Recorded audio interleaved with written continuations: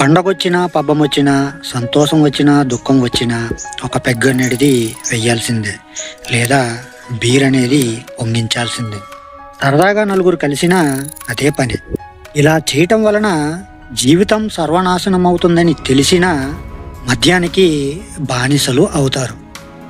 అరే ఇక వద్దురా బాబు, తాగింది చాలు, ఇక ఆపరా అని మన శరీరం హెచ్చరిస్తున్నా, వాళ్ళు సిగ్నల్స్ని పంపిస్తున్నా అదేమీ పట్టించుకోరు.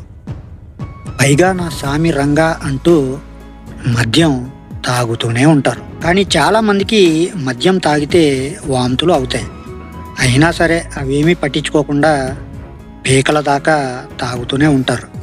అసలు మద్యం తాగిన తర్వాత వాంతులు ఎందుకు అవుతాయో ఈరోజు ఈ వీడియో ద్వారా మనం తెలుసుకొని, అంతకన్నా ముందు మీలో ఎవరైనా మన ఛానల్ని మొదటిసారి చూస్తున్నట్లయితే ఇటువంటి health benefits and informative videos కోసం మన ఛానల్ని సబ్స్క్రైబ్ చేసుకోండి. అలాగే ఈ టాపిక్ అనేది నచ్చితే లైక్ చేయండి, అలాగే షేర్ చేయండి. ఓకే ఫ్రెండ్స్, నా పేరు Jayaramakrishna. Welcome to our channel ఇట్లు మీ ఆర్కే.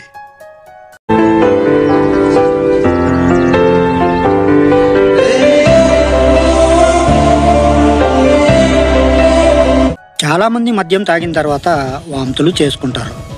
ఆల్కహాల్ శరీరంలోకి వెళ్ళాక ఎసిటాల్డిహైడ్ అనే రసాయన పదార్థం విడుదలవుతుంది. ఇది పొట్టలో వికారాన్ని కలగజేస్తుంది, కడుపులో తిప్పుతూ వాంతులను ప్రేరేపిస్తుంది. ఈ రసాయనం శరీరంలో రిలీజ్ అయినప్పుడు ఇక తాగవద్దు, వాంతులు అవుతాయని బ్రెయిన్ రెడ్ సిగ్నల్ ఇస్తుంది. అయినా సరే తాగాము అనుకోండి, వెళ్ళేది ఇంటికి కాదు, నేరుగా మనుషుల్ని రిపేరు చేసే షెడ్కి, అదేనండి ఆసుపత్రికి. మందు తాగేటప్పుడు కెపాసిటీని బట్టి తాగాలి. కొందరికి కెక్కు త్వరగా ఎక్కితే మరి కొందరికి లేటుగా ఎక్కుతుంది. అతిగా మద్యం సేవిస్తే వాంతులే కాదు, చాలా దుష్ప్రభావాలు ఎదురవుతాయి. మెదడులో నరాలు దెబ్బతినడం, లివర్ డ్యామేజ్ అవ్వడం, ఇంకా శరీరంలో అన్ని పార్టులు దెబ్బతింటాయి. తలనొప్పి, మైకం, నీరసం, బద్ధకం వంటివి ఉంటాయి.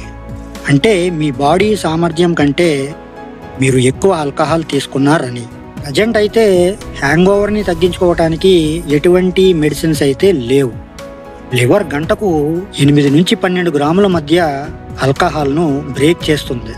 మీరు హ్యాంగ్ ఓవర్లో ఉన్నారంటే మీ లివర్ ఆ ప్రాసెస్ని ఇంకా కంప్లీట్ చేయలేదు. ఇప్పుడు ఆరోగ్యపరంగా చాలా ఇబ్బందులనైతే పడాల్సి వస్తుంది. సో బీ కేర్ఫుల్, గుర్తుపెట్టుకోండి, మద్యపానం ఆరోగ్యానికి హానికరం. సో ఫ్రెండ్స్, మరి అర్థం అయ్యిందే అనుకుంటాను మద్యం తాగిన తర్వాత వాంతులు ఎందుకు అవుతాయో.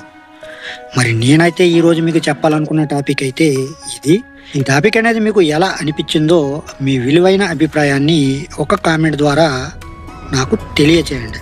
అలాగే ఈ టాపిక్ అనేది నచ్చితే లైక్ చేయండి, అలాగే మీ ఫ్రెండ్స్ అండ్ ఫ్యామిలీ మెంబర్స్కి షేర్ చేయండి. అలాగే ఇటువంటి మరిన్ని health benefits and informative videos కోసం మన ఛానల్ని సబ్స్క్రైబ్ చేసుకుని పక్కనే ఉన్న బెల్ ఐకాన్ని క్లిక్ చేసి అలానే ఆప్షన్ యాక్టివేట్లో పెట్టుకుంటే నా నుంచి వచ్చే ప్రతి వీడియో కూడా మీ వరకు చేరిపోతుంది.